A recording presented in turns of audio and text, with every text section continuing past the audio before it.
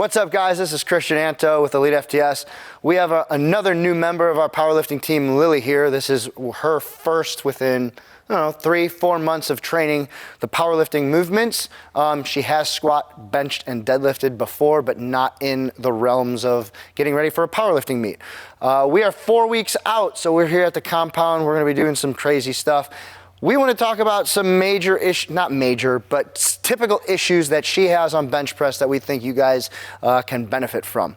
So I'm going to have Lily take the bar and do about 5 reps. And I want you guys to notice, Lily is very long. She has long legs. She has long arms. So we already know off the bat that she is going to have a longer range of motion with her arms on a bench press. And we know for you long-limbed people out there, especially arms, bench press sucks. There's no way around it unless you're either going to get really fat and put on a lot of belly, so you have a decreased range of motion, or you can touch in a different spot, which might not always be the best for you from an efficiency standpoint. So Lily has the largest issues with tending to touch too high on her chest, and her butt tends to come up, possibly peripherally because of where she's touching. She needs a little bit more leg drive, so then she goes into hip extension when she's not actually getting more leg drive. So let's get about 5 reps, and I want you guys to notice, go ahead, unrack.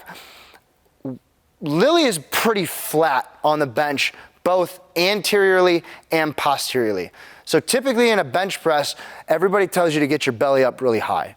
That's great, that gives us an arch, but I want us to focus on getting our chest as high as possible. So without giving her any cues, let's take 5 reps here.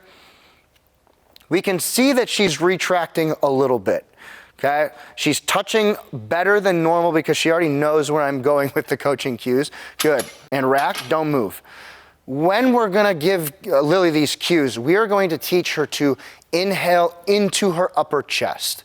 Now, beaten to a dead horse the past couple of years, it's always been big belly, big belly, big belly. When you have more of a petite lifter, if you're taking a big belly of air, a lot of times they're going into more thoracic extension and or lumbar extension, which isn't necessarily benefit to us, especially with a long-armed bencher. So what I want Lily to think about is, the next time I want you to grab the bar, I want you to take your breath of air up into your chest. If her scapula or her traps actually elevate a little bit, that's okay. All right, now I'm not saying to actually go into a shoulder shrug. I'm saying to take a breath into your upper chest and actually reach your upper chest as high as you can and maintain that. Because if we're taking a big belly of air and then trying to brace, like everyone talks about with squatting and deadlifting, that's actually flattening that arch that we want. It's taking our rib cage and pulling it down and then flattening us out on the backside. That's not what we want in a bench press, and especially with a long arm lifter, that's putting you at a worse position and a further range of motion to get into, or further range of motion that you have to go through, which is then going to take away from her. So when you're setting up, before you even unrack the bar, I want you to feel my hands and take your breath into your chest and and hold, unrack.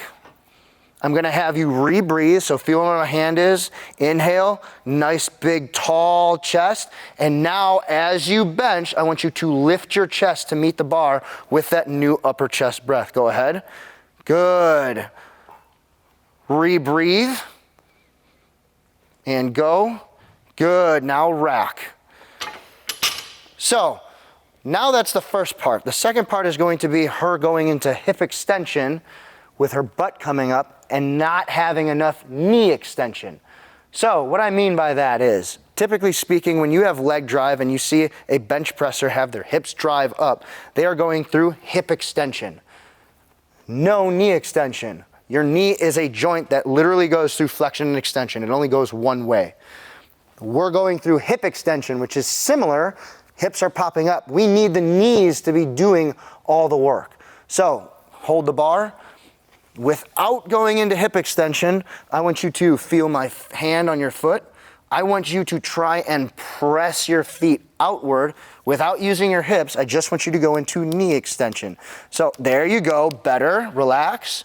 Go into knee extension and try and slide your foot across the floor. Good, relax. And one more time, try and slide your foot across the floor.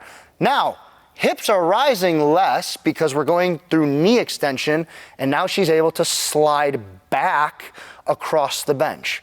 This is going to be a more efficient leg drive, especially for a long leg lifter with their feet out in front. And now we have to put that into cues with lifting the upper chest and taking that breath with the upper chest. We want to try and focus on getting that all together before you unrack the bar, because it's going to be harder to do after the weight is already over you. So grab the bar. We're going to go from the bottom up. I want you to go into knee extension. Start trying to push your foot across the floor.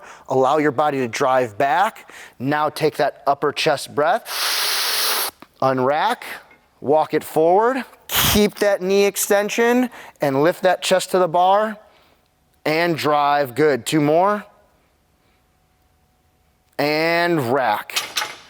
Now, what we've talked about a lot at our facility is trying to maintain that one breath for as long as you possibly can. If you get into the habit of unracking the bar and then trying to rebreathing while under load is always going to be harder than breathing, unracking, and then going through your reps. Now, obviously, if you're doing anything over 3, you're probably going to have to take that breath, but just be mindful. If you take a belly breath, that is going to decrease how much chest rise you can have. It's also going to decrease that scapular retraction that we want to have to initiate the lift. We're going to go with the things I think that you can fix that can help you a little bit without disrupting the training cycle. Like I told you, sitting back, you may go backwards before you're going to go forward. But with all of you, your feet are moving all over the place. And I'm only looking at the first rep. After that, I don't care.